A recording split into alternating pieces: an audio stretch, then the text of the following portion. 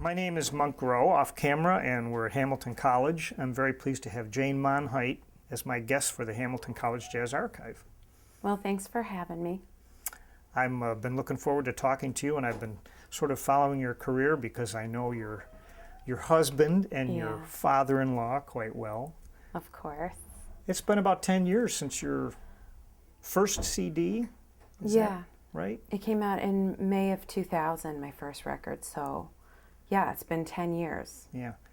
And I was looking at your list, and it's pretty consistent. You have about a CD almost every year. Yeah.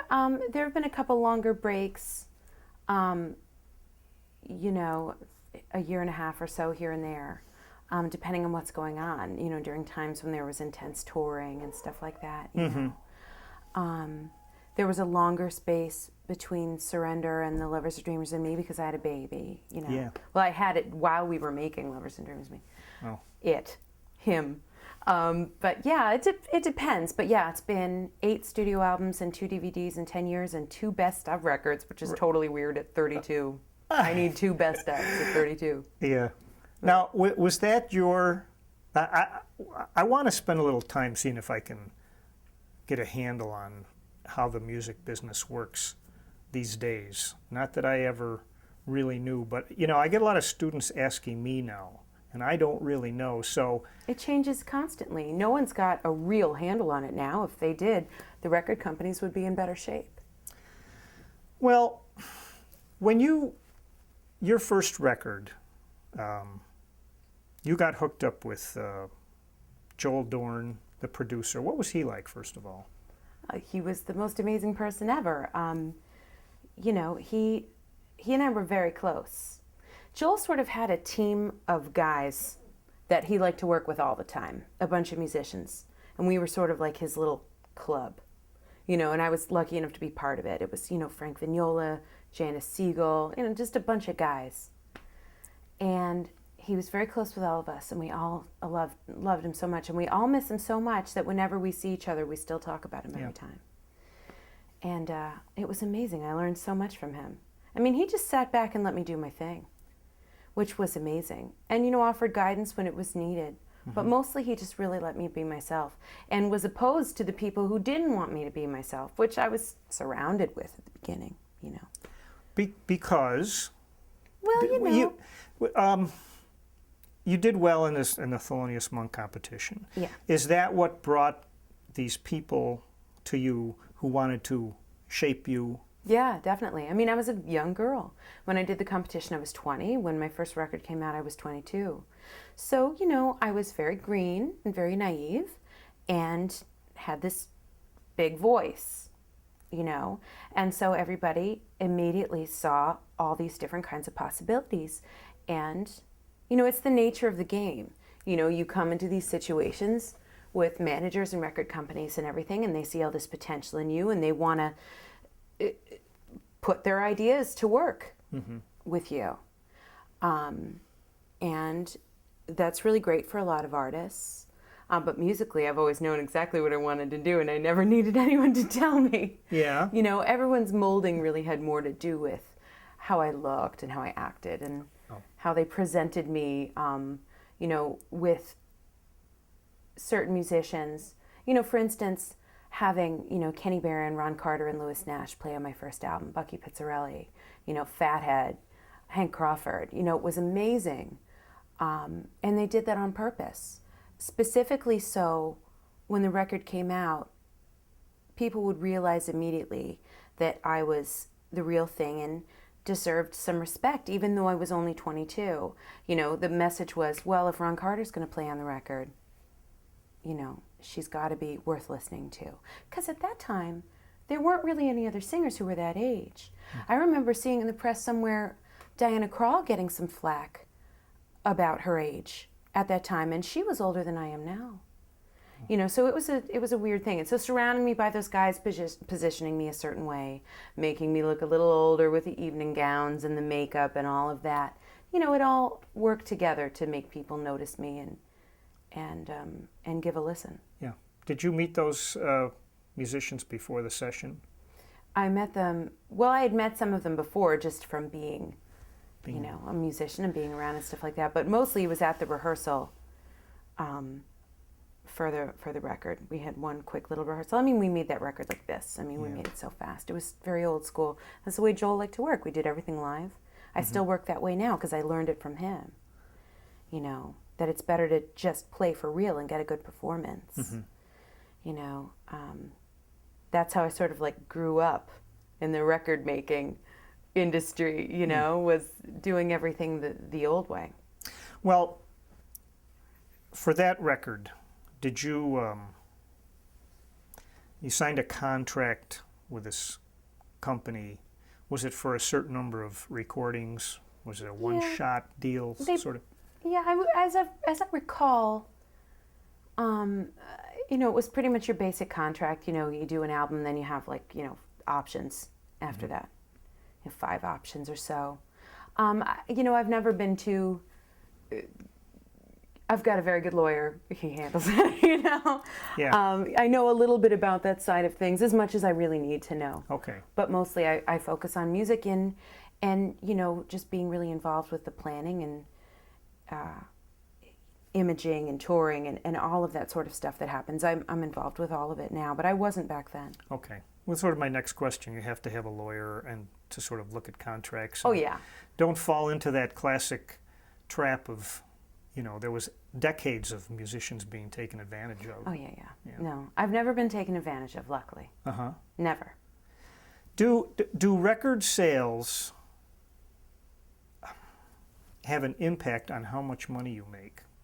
As a jazz musician on my level, no, not at all. Okay. We make our money on the road. Okay. If you're a big star, you know, with just amazing success, you know, a Harry Connick Jr. or a Diana Krall, and your records are going platinum and you have this amazing fan base that just supports you no matter what, yeah, then you're going to make some money off your records. Yeah.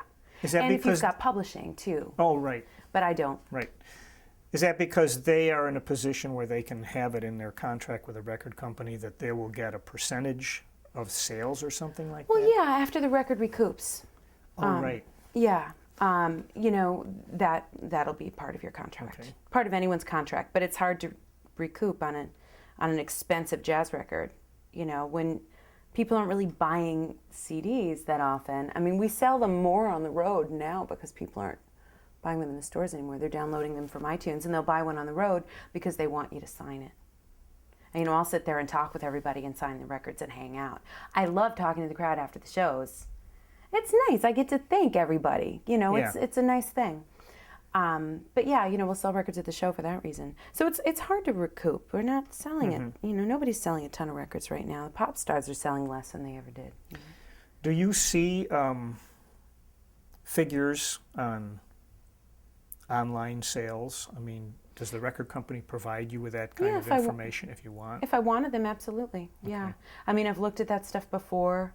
Most of the time I don't really. I focus on my end of the job, which is putting on a really good show, maintaining a healthy instrument, and just being involved in all the little day-to-day things. You know, do you want to take this gig, or do you want this tour to run this way, or do you want to be on a bill with this person, or do this special event or this charity event, all that kind of stuff, you know, I'm handling every day and being involved with, as well as my husband, who has a huge role in all of that stuff. So you and Rick... we're a team in everything. You're a team in that. And do you have an agent, and you correspond with the agent, and the agent might call you up and say, look, do you want to go to Fort Lauderdale? They're offering this. I mean, do you get into that nitty-gritty? I do that with my manager, and we do that with pretty much every show. Right. You know, everything's run by me, and we figure everything out together, which is great. Especially now because I have a 2-year-old that travels with us. So it'll be the kind of thing like, well, you know, there might not be money for Jack's plane ticket on this trip. Do you still want to take it? But if we connect it to this gig, then it'll work out. And can your parents watch him during the time? You know, it's like those kind of details. Sure. Jack comes with us everywhere. Wow. The only time he doesn't come on the road is if it's someplace that might be a little dangerous for him. Or, you know, something like last month I went to Palermo for 1 day. Wow. So I wasn't going to subject him. Well, it was a couple days, but it was for one gig. I wasn't going to subject him to the time change. But yeah, I'm involved in that kind of stuff every day with the management. The agent calls the manager calls me. and we do everything, and then she goes back to the agent, Yeah. and he books. You know, it's that kind of thing. How have things changed for you getting back to the recordings now? You're listed as you got a new one coming out that you're listed as producer. Yes. So that kind of thing doesn't happen overnight. No, it did not. It took 10 years, although I co-produced my Christmas album. Uh-huh. But it was really time. I'm with a new label now. I'm with MRC now. I've been at, what is this, my 5th label? Encoded Music, Sony Classical, Epic, Concord, and now MRC. And a lot of artists change labels frequently. It's fine, you know. I mean, you fit in different places at different times in your life, and it's great. And, you know, it doesn't mean anything bad happened at any of those labels. You just, you know, rosters constantly change, and, you know. Right. So I'm with MRC now. And before I signed with them, you know, I knew what record I wanted to make. I went to them, or I didn't, my manager went to them. Managers, they handle all that stuff. Well, some artists do, but I don't really. I'm behind it, but I don't do the day-to-day, like making the phone calls and things like that, you know. Have you been through a number of managers? I've been through, I'm with Cynthia Herbst at American International Artists right now. I love her. She's an amazing woman. She's the 3rd manager I've been with. 4th if you count my dad taking over for a minute. Yeah, I was wondering about that. He business managed me for a long time. My father is a brilliant, brilliant businessman. And business managed me for a minute because there's a lot going on. It's not something, you know, I really want to handle myself. There's a corporation that all of the funds go through, and it's complicated. You know, for me, the personal stuff is enough. I'd rather have the business stuff go through someone who's got a much better brain for that sort of stuff than me. So my father did it for a while, but now I'm being business managed by my management firm. But yeah, you know, I went to MRC or my manager did, and you know, he said, this is the record that Jane wants to make. She will produce it, and it will be, you know, a standards record with her band, you know, harking back to the first albums, going back to my roots, big time. And they said, all right, great, let's do it. Her way. Awesome. Nice. And somebody finally gave me a chance, which is great. You know, and that could be for several reasons. You know, it could be because I've been around for a long time and made a lot of records. I'm sure that's part of it. It also could be because no one's really selling a ton of records right now, and my moment is like the super hot commodity is over with, and now I'm just an established touring artist. I'm sure it's for a lot of reasons, but whatever it is, it was necessary.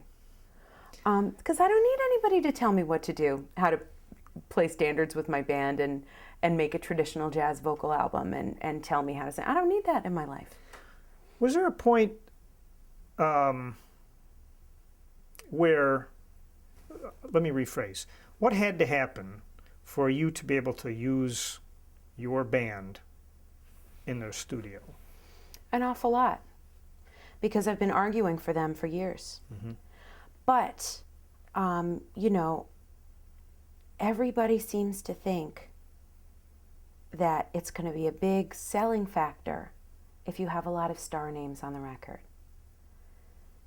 My opinion on that differs, because I know my audience, and I pretty much believe that with a few exceptions, you know, getting a star rhythm section on the album, they're going to be names that the people who buy these kind of vocal albums probably won't recognize. And you're going to end up with a band of brilliant, brilliant musicians who maybe aren't that interested in playing with you, and you end up getting a record that sounds very nice but isn't as heartfelt. And, you know, I tour with my band constantly. I have for years. These guys are my brothers, and they are brilliant musicians. And just because they aren't stars in their own right necessarily yet, it's ridiculous to ask me to not play with them on the album. Although, on the other hand, I've been lucky to play with a lot of amazing people, and that's been really cool. But I don't want to go into the studio without my band. That's ridiculous. You know, I mean, why would I want to do that? But, you know, then bringing in special guests to add to our core group is the most brilliant thing ever. And it's amazing, and you're so lucky to be able to do that in the studio. The cool thing about the new record is all the people we brought in are friends. People I've worked with a lot in the past, and it was great And so I wanted to do it again, with the exception of Larry Goldings, who plays the tune on the album and is a friend of ours, friend of the band, but we just hadn't played together before. Uh-huh. But, you know, Mark O'Connor's on the record, John Pizzarelli's on the record. I mean, these are huge names that people will recognize, and people who buy my records will recognize them because I've been on tours with them and recorded with them and done all kinds of stuff with these guys before. Well, those people who go to your concert and buy the thing and want to get it autographed, and that's a plus for them too, because they're going to get what they just heard. Exactly. That's the whole point of it. Yeah. That's the whole point. That's what I tell the crowd in the show every night when I'm telling them about the new record. You know, I say it's been amazing making these like great big epic albums with orchestras and the whole thing. And I will do that again because it's really fun. But it was time to do something that even like remotely resembled what we're doing every night on stage. You know, people come and buy the record after the show and I'm sending them home with something that is completely different from what they just heard. And I feel a little weird about that, you know? Yeah. And then, you know, we make these records that I can't play live. You know, Right. so many of the tunes I just don't even play live. And I'll tell the producers that in the studio. I've done it in the past. You know, this song is amazing, this is beautiful, but I'm not going to be able to do this live. Like, oh, yes, you can. Oh, just try. No, it's not going to work. I'm not going to be able to do this live. Most of this record we're not going to be able to do live. I just want you guys to know that. You know, and I've worked with great producers, and I will again, but I think in the future I'm going to have to insist on co-producing every project. Because I know it's right for me. Well, do you have people telling you, oh, listen, Jane, you just go in a more pop vein a little bit, try some of these pop tunes, and it'll pay off? Yeah, I've been told that a lot. And luckily, I really love pop tunes. You know, making the record with Matt Pearson, The Lovers, the Dreamers, and me, we did tons of pop repertoire, and it was really fun. It was really fun, but I couldn't really play it live. You know, making Surrender with George Calandrelli, we did sort of Brazilian stuff with a Brazilian pop feel, a lot of ballads and stuff like that, and it was really fun. That record we could play more live, because at the time I had a guitarist and a saxophone player in my band. It was a larger ensemble, but, you know, stuff like that. You know, it's been really fun doing these projects where we touch on this different repertoire. And for each thing, I had the exact right producer for it, and it was cool. But it was time to get back to the core. And for that, it had to be me, you know. That sounds like a good title for your next record. It had to be me. I didn't think of that. You know, we agonized over the title, too. I'll bet. Oh, my God. It took forever. It usually does. But this one was really like, okay, we need a title. Like, today, Jane, what's it going to be? And we ended up just calling it Home because that's what it is. That's what it is. It's exactly that. Are there issues in the music business with any racial issues, gender issues, or generational issues? Oh, constantly, but I've been lucky. I've never had to deal with anything. I've been fine. I've never dealt with the disrespect that I've dealt with has been more about looks and that kind of shallow stuff like that. It's never been you know, anything about race or gender. It's always just been, you know, whether or not I'm pretty enough sometimes. And then in other times, whether or not I'm too pretty. It's just been ridiculous. It's been non-musical issues. Yeah, those are the problems that I've had. I've never really had problems with music. The music is the easy part, the fun part. And luckily, everybody's off my case about the other stuff now because I just stopped having it. And I'll tell you, having a baby makes you a lot tougher of a human being. Really? You know, I've got a 2-year-old boy who, you know, I mean, he's a little wild child. You know, they are. And so, you know, when you're a parent, you learn strength and you learn to be able to speak your mind in a firm, clear way and not take no for an answer, because that's very important for a toddler. You know? So now, any problem I had with that in the past, I don't anymore, because I used to be quite the pushover. I mean, anything anyone would say to me, I would just be like, well, okay, whether I agreed with it or not. I'm not like that anymore, boy. No way. Not at all. Well, that's a good, I guess, a good reputation to get, that she knows her business. I do now. Yeah. I mean, you're in this business for long enough, and you do learn. If you have your eyes and your ears open, you gotta. You know, at the end, it's just you. All the people around you that you'll work with will come and go. And it's you. You need to know. You need to be responsible for yourself, you know. Did having a child affect your instrument? Yeah. Yeah. Not while I was pregnant. I sang great when I was pregnant, even when I was 9 months pregnant. Wow. I did a gig at Carnegie Hall, in the recital hall at Carnegie, a duo gig with my pianist, maybe a week or 10 days before my son was born. Just out to here, like waddling in flats and just singing, no problem. But the problem is, you know, you have this baby in you and it's pressing on your diaphragm, and then you have the baby and all your muscles are just kind of like flappy. Huh. And, you know, it takes a while to get your breathing back together, and hormonal changes can affect your voice. And I have, you know, just recently been going through a period of vocal difficulty. You know, my voice gets tired very, very easily. You know, it's been like, you know, seeing doctors and coaches and the whole thing. And every singer goes through this at some point. And it's very, very common to go through this sort of thing after having a child. Especially now that my voice is being used more than ever. Not only are we on the road constantly, and jazz singers sing probably more than anyone else. Because, you know, we'll do like 12 shows a week. Everyone knows that I want to be on Broadway one day. And people always say to me like, oh, Jane, 8 shows a week. It's a lot. Can you handle it? And I'm like, honey, I do 12 in 6 days all the time. And I fly with a 2-year-old with me. You know, I'm like, please, I can handle it. So we really sing a lot. And something that my brilliant voice teacher, Joan Lader, said to me recently, and I never thought about it. She said, for a singer like me, a show is very stressful because I change genre constantly. And so it's like several different kinds of singing. It's not just like I'm doing one thing and staying in one place in terms of technique throughout the show. It's constantly changing. And she said that can be very stressful, and I never thought about it. So, you know, I'm talking to my son all day, I'm singing to him all day, I'm doing 2 shows at night sometimes. There's sound check or rehearsing. There's always something going on. There's traveling, there's sleep deprivation. So it's a lot. It's a lot. Plus I speak improperly. I'm trying to learn to speak properly. Really? And I just can't. Who told you that? Well, my voice teacher. And it's true. Yeah. I speak with relatively bad vocal technique. I speak in too low of a voice. I let my voice break. I should be speaking up here clearly like this, but I'd never remember to do it. I never do. I had to work on that. Oh, my.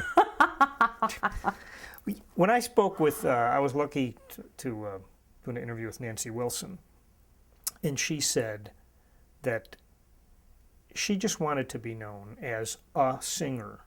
She felt that she'd been, I guess, typecast as a jazz singer, but that's not how she felt about herself. You, on the other hand, have said, I'm a jazz singer. So what makes that? Is it the repertoire you choose, or? Well, you know what? The definition of what makes a jazz singer now has loosened and expanded so completely. And you know what? I'm a lot of different kinds of singers. I mean, there's so much that I love to do. I mean, I could call myself a jazz singer. I could call myself a musical theater singer because I can do that too. I could call myself a pop singer because I can do that too. It's just that jazz is really the center. It's what I really grew up doing, and it's what suits me the best. And it's what I do for a living. I mean, I get up on stage with a jazz trio, and I improvise, and I sing standards. But I like to get outside it too, and we all do. I mean, what was it? Ella recorded like Sunshine of Your Love, I think. I mean, you know, I'm getting that right. I mean, you know, Sarah Vaughan did all kinds of stuff. I mean, everybody sings the Beatles. Everybody. You know, I mean, everybody has been just changing the definition of what that means. It's less about the choice of your song now and more about how you interpret it. Yeah. Well, that's a good answer. When you go out to do a show, does it matter? That's not really the right word. If you know that your show is going to be in a club with a maximum capacity of 125, as opposed to a 2,500 theater that you hope to fill, does it change your choice of material? Nope, not at all. And it doesn't change the way I conduct myself on stage either. What will change the way I conduct myself is the level of formality. I might be a little bit different at a very formal affair with a full orchestra. Say, the orchestra's in tuxes and I'm in a gown. I might not be cracking so many jokes and being quite as silly, because I really like to make people laugh, and I try, and it often doesn't work, but for me, the perfect show is if there's some sort of like catharsis, everybody laughs and cries, and I do in every show. When they start applauding, sometimes I crack up because it's so much. I'm just like, you're clapping for us, Yeah. Or if I'm singing a ballad, I'll totally choke up and cry, and I want them to do that too. But yeah, no, I really act the same everywhere I go. I didn't used to, I used to think I had to behave a certain way and, be really fake and say certain things and be this image of this perfect jazz princess, and I cut that loose a while ago. Well, I noticed your relationship to the audience. I saw you perform at the other side in Utica, which was, 60 people maximum almost, and it was nice. It was homey. And I cracked up when someone asked you a question about a song, and you said, well, wait a minute, and you whipped out your your iPhone. I've done that in clubs. Yeah. I've been like, and I really want to sing this, but I cannot remember the words. I swear I know the melody to, 7,000 songs, and I don't know the words to any of them. So I will pull out my phone and read lyrics. I've done it. I mean, I wouldn't do that like at a big fancy gig, but in a little club where everything's super loose enough that I can wear jeans, I'll pull out my phone. Okay. It's a jean gig, out comes the phone. But only for lyrics on a tune that I really, really want to do, or if it's something somebody requested, or I'll have my phone on stage for New Year's Eve gigs, so I know when it's going to be midnight. Oh, right. And otherwise, when to do the thing, right? You don't want to miss. You want to miss the ball coming down. No, that wouldn't be good. Have you been in a position where you have a bunch of young aspiring singers asking you questions like, how do I get, basically what they want to do is they want to get where you're at? Yeah, people ask me all the time. And, it's hard because I had a lucky break. I mean, I was playing gigs in Manhattan and, doing all of that for several years before the Monk competition. But then I did it and I had a break. It's really hard to get noticed. It's really hard because it's not like, head honchos of record companies are, going and sitting in the little jazz club with their cigar and just waiting to discover the next big thing. That doesn't happen, So it's hard. So I always tell people to watch for opportunities like the Monk competition. Or Tanglewood does a thing where they choose 4 people to perform in a small venue at the festival, and I was one of the judges for that this year. Things like that can really help. And now, there's things like, what is it called? Sonic Bids, the website, where you can put up your demo and your bio and all this kind of stuff and try to get gigs that way. The internet is amazing for helping yourself get established as a musician. I mean, look at all the people now who are huge pop stars or rock bands or things like that have become stars because of the internet. Wow. Because of MySpace and Facebook and all of that. So, yeah, utilizing that is key. It's interesting. Eric Alexander said I think he placed second in the Thelonious Monk competition also, behind Joshua Redman. Yeah. And he said 6 months later he was working in a cubicle selling medical supplies or something. Like he didn't have that, whatever happened for you did not necessarily happen for him. Maybe it's different for vocalists. It's different. It's different when you're a super young vocalist and, Yeah. And what happened that year sort of got a lot of press too. Because they changed the age limit. Yeah. And so the winner of the competition, Terry Thornton, was over 40 years older than I was. She was first and I was second. She was over 60, I was 20. So that big gap got a lot of attention. And plus, I got up there and I was really confident and I had, charts for the guys and was an experienced musician and had no problem doing what I was doing and just did it. At 20, people were, I didn't think there was anything weird about that. I mean, I came from a bunch of musicians who were that age who, it was just, I'm doing my job. And then when people were surprised that I could do my job, I was surprised. And I think that's why I kind of got some attention, because everyone was just like, what is she doing? Why does she know this stuff? Well, thank you for leading into my next question. What do you think singers should be able to convey to their band? Everything. Unless you want to have a musical director who you need to be able to communicate clearly with, and a lot of singers choose to do that. I mean, I don't have a musical director, but my pianist, Michael, he does a lot of the arrangements. He holds on to all the charts for us. My bass player, I should say Michael Kanan. Yeah. Neil Miner, my bass player, does a lot of arrangements too. My husband, Rick Montalbano, helps out a lot with the tour managing, and just doing all the day-to-day business with our management. Everybody has a role. I choose all the tunes, but you need to be able to, understand the science of music. You've got to understand theory. You've got to know how to write a chart. You've got to have a decent ear and be able to sing in tune. You've got to know how to pick a tempo that's right for yourself and count off. You've got to know how to communicate to the band what you're looking for out of the tune. If you're having someone else do an arrangement for you, which is what I always do.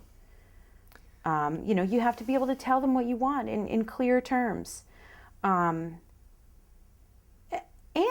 most of all, you need to be able to, emotionally connect with your band enough that the music you're making has a reason to be there. I mean, you need to know what's right for you. You need to be able to choose the musicians that are right for you and be able to tell whether or not they're providing what you need. It's a whole thing, and it comes with experience. Well, how much of that did you learn at the Manhattan School of Music? I learned a lot there, and really just being in the city. Because it was, you get to New York City and you're in a jazz department as a conservatory, and instantly there's a scene you're a part of. And, you're going to the clubs every night and singing at the jam sessions and doing all that kind of stuff and hanging out with all the musicians and playing gigs. And yeah, you learn that stuff. And if you're paying attention, you learn it fast. I did. Did you ever so this is a hard question, and I haven't had much luck with it in the past, but I'll try it anyway. Did you ever have any really bad gigs or sort of a traumatic experience that in retrospect you learned from? Maybe in those jam session scenes or... Well, there was a whole lot of, well, she's just the singer. Singers get that. And, I never really was too into that. But I never really had any very bad experiences. Except for, being a little bit vibed. Once I started singing, people would usually stop vibing me because they realized that I had done my homework, what I mean, and knew what I was doing. But yeah, I never really had very many bad experiences. When it comes down to music, everything's been great. Mm-hmm. It's been some of the stuff around it that have been bad experiences in my career, but I've always had wonderful experiences with the music itself. That's good. Well, as a sideman, singers can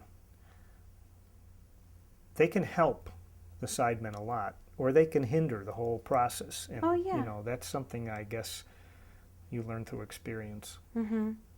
Yeah, I mean, the whole thing has to fit together and be right. It does. Uh-huh. You said an interesting thing about bossa nova music and samba music that I enjoyed. I think you said samba makes everything happy. It makes everything better. It does. It's healing music. It is. I think so. Uh-huh. So if you take a tune that's normally done as a swing tune and make it into a samba. But you also said you mostly dislike changing tempos or feels for songs. I'm not sure I understood. Well, what I mean by that is that generally I don't like to get too super far away from the composer's original intention because those guys were brilliant. And mostly what I mean by it is when the lyrics are not taken into account. That drives me batty. Sure. And That's it easy to happens, do. yeah, it happens constantly on instrumental versions of tunes. And in that case, it's all right because we're not hearing the lyrics. But when you say, I don't know, I don't want to name any examples, but I've got plenty in my head of times when there have been like vocal versions of things where, the lyrics said a certain thing and the arrangement said another. And I can understand interpreting a lyric in a different way and finding a different meaning in the tune. But when the two are just totally divergent, I can't stand it. Yeah. Well, you're getting back to, what's right for the music. Yeah. Yeah. And I mean, you can't, like, if Richard Rodgers wanted something to be a certain way, who are you to say that it shouldn't be? Yeah? I don't know. Do you have aspirations to write original material? I'm not really much for songwriting. I used to do tons of it. The way I look at it, there are just way too many great songs that I want to sing. Like before, if I couldn't get through them in a lifetime. So when am I going to find time to sing something I wrote that's not as good? But I do love to write lyrics. I do. Occasionally I've been given tunes by people to write lyrics to, and actually my first published lyric is has just happened, and it's really the proudest moment of my entire career because it's for an Ivan Lins tune. It's what? For an Ivan Lins tune. Oh. And I idolize him. His music means everything to me. I sing so many of his tunes. I've recorded 4 duets with him. Actually the 4th duet is the song. He sent me the song to write the lyrics to, and then we recorded it as a duet for this album. I'm not sure if it's out yet. I don't know what the album's called. I don't know if it's going to be released in the States. I don't know what's happening with it right now. It's his album. Okay. It's a big duets album with orchestra. It's like a huge project. Neat. But I'm just beyond excited about that. I can't believe it even happened. Did he give you any guidance with what he was looking for with the lyric? Did the song have a title or? No, it didn't. It didn't yet. But he told me, it's a love song. Ivan writes love songs. He either writes love songs or political statements. Oh. In the great Brazilian tradition. A lot of great Brazilian music is very politically minded. I mean, you look at a lot of these lyrics and they're, But yeah, it's also the great love songs, and that's what this was. What about the C word, the critics? Generally, they have more to say about my looks than they do about my music. Really? Which drives me nuts. And it goes in both directions. I'll have reviews that, I was talking about this in an interview just yesterday. I'll have reviews that focus more on how hideous I looked than how I sounded, and reviews that focus more on how great I looked than how I sounded. And I disagree with them. I tend to agree with the hideous sayers. Yeah, it's ridiculous. I'm like, what, just because I'm a young woman, that you've got to decide to pick that apart? I mean, I know it's what we do in this industry. It's what we do. It's part of it. But I feel like what we're doing up there musically is good enough that should take precedence over what dress I'm wearing and how much the critic liked the way it fit me or what I did with my hair that night. People go crazy over the fact that my hands were always in my hair. Even just doing this interview right now, I have my hands in my hair every second. It's just a habit. Drives them nuts. I have people emailing my management asking me not to do it. Well, I'm just like, really, this matters that much? Well, they don't do that with men. No. With men singers. They don't comment. I mean, they might say, well, Joe Williams that night looked marvelous in his tux. Yeah. But then that's pretty much it. An instrumentalist never. Yeah. And I enjoy the dressing up and the glamour and all of that. It's super fun. I mean, I love it. It's really fun. But at a certain point, though, it's like, come on, really? This is what you're going to talk about? They have to have... I've often thought about critics and so forth. They have to have something to write about. Yeah. And if they're not really good at... If they're not musicians first, which most of them are not, then it's a little harder to write. It's probably easier to write about how you look than the music part of it. Yeah, I mean, and, the visual is important. Everyone's sitting there looking at you, and they all have their opinions about it. But, I don't know, it's funny.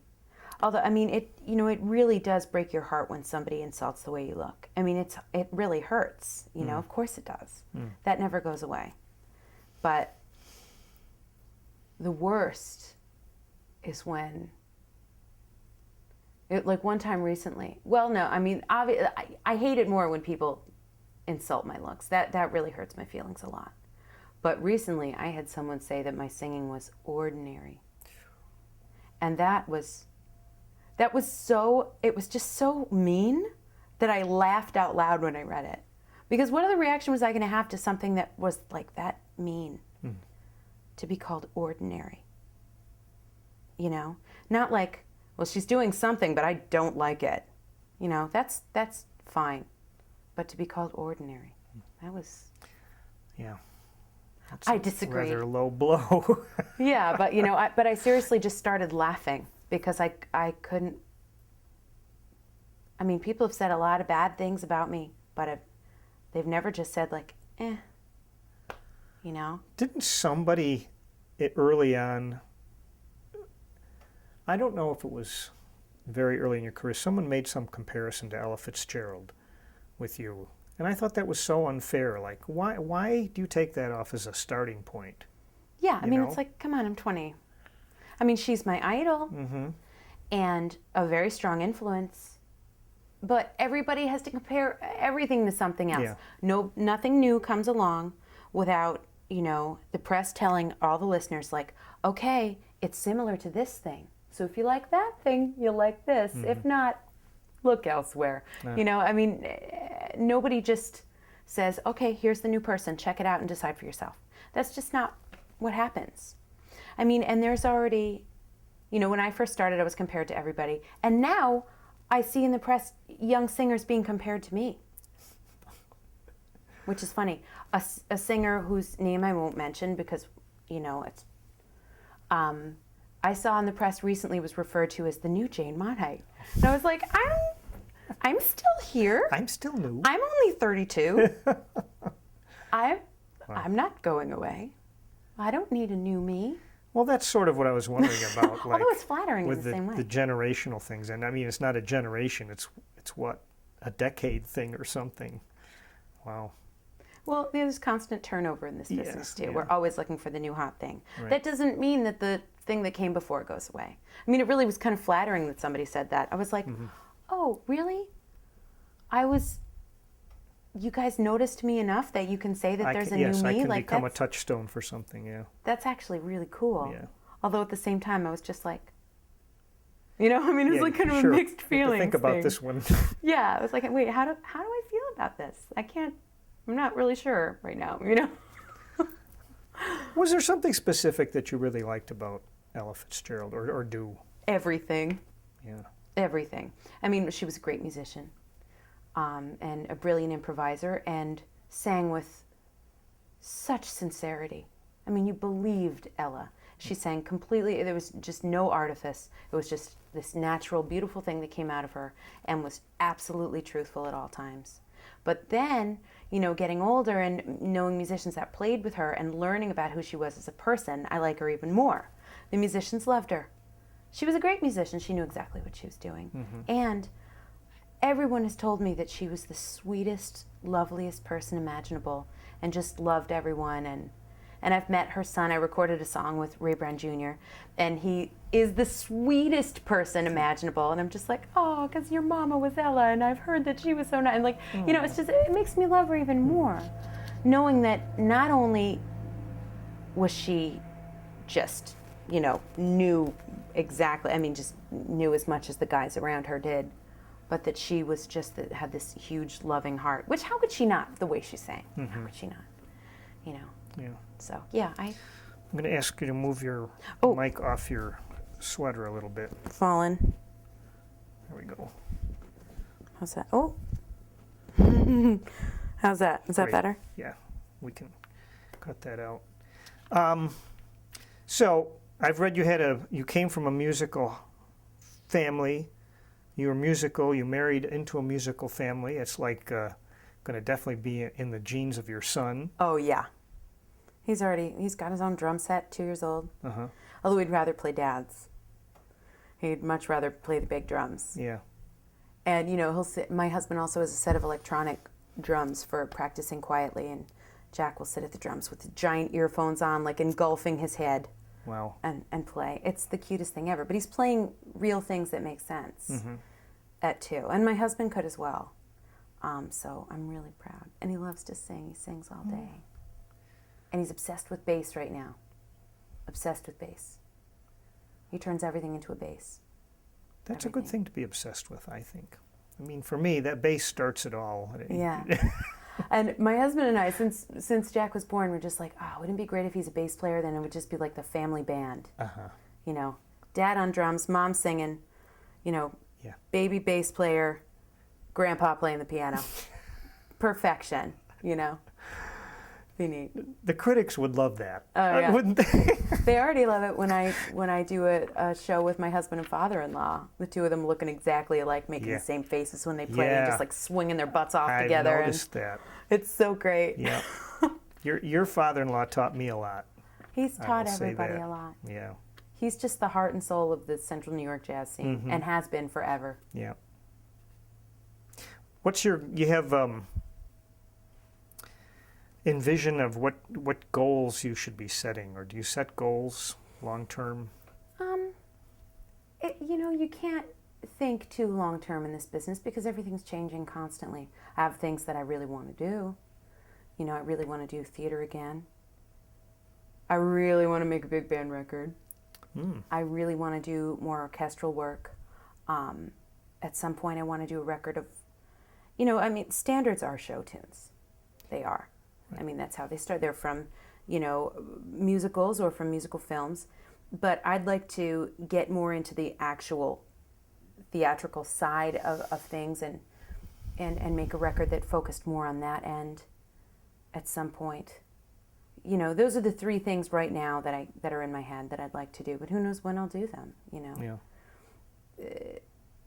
I mean, making albums like those are expensive endeavors. Right. And, you know, doing theater, I mean, that's just like, you know, the right opportunity falls into your lap. I've been very close to it before. I've been almost on Broadway before. But, you know, things happen. You're touring, you're on the road all the time. You know, I would have to do something like that at a time when I could get off the road for 6 months, you know. Right. You'd have to plan well ahead. What was it that allowed you or made you decide that you could move from New York City?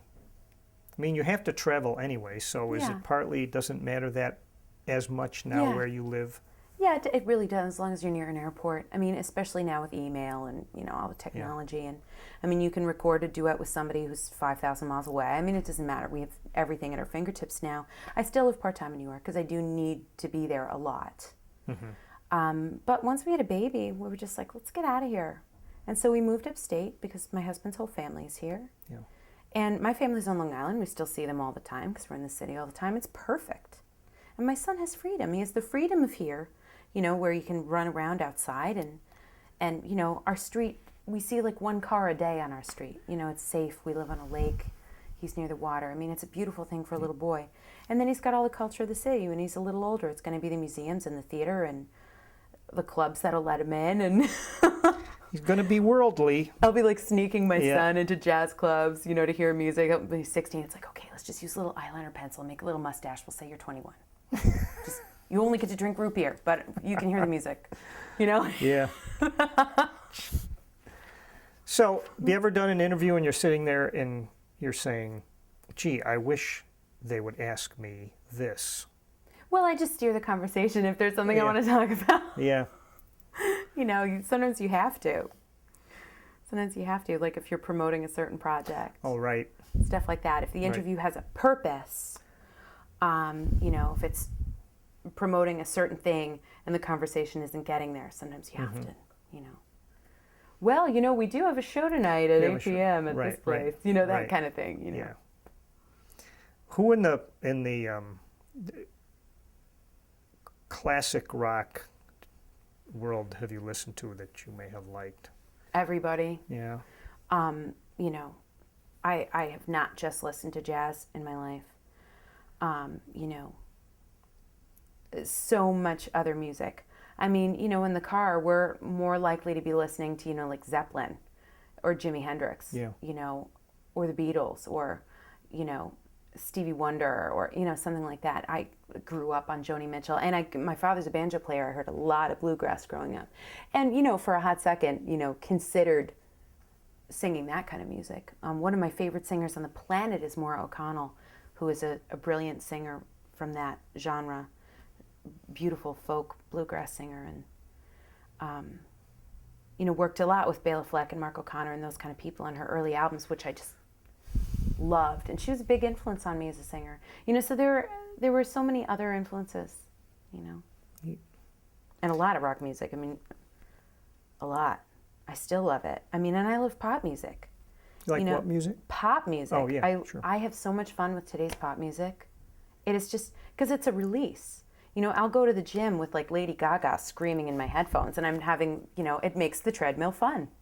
You know, I there's something to be said for every single genre of music. And people who say like, oh, well, I just hate this kind of music, I won't listen to it. I'm just like, well, then try again, because there's something great about everything, you know. You and Rick have a very romantic story. Yeah. You talked about meeting him, and he was pursuing you, and I guess it was a mutual pursuance. Oh, it was all him.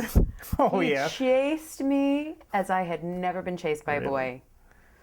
Oh, yeah. Just chased. Although it's not like I was resisting, you know. But yeah, we met in college when we were both 20. I was a junior and he was a freshman. He had taken 2 years off before starting school because he was just playing constantly. He had 1,000 gigs, and that's as much of an education for a jazz musician as theory class. Both things are incredibly important. So, you know, we met at the beginning of the school year. And yeah, that was it, boy. That was it. And now we've been together for 13 years. Yeah. Yeah.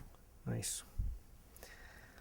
Well, I've enjoyed talking to you. Thank you for having me. It's been a real pleasure, and I'm glad to add you to our list of people that we've spoken to. And I read the list, and I am proud to be part of it. Okay. Thank you. I really appreciate this. Okay, thanks a lot. Except for a dream or two, then I count my sheep well. Funny how sheep can't lucky to sleep, but I should care.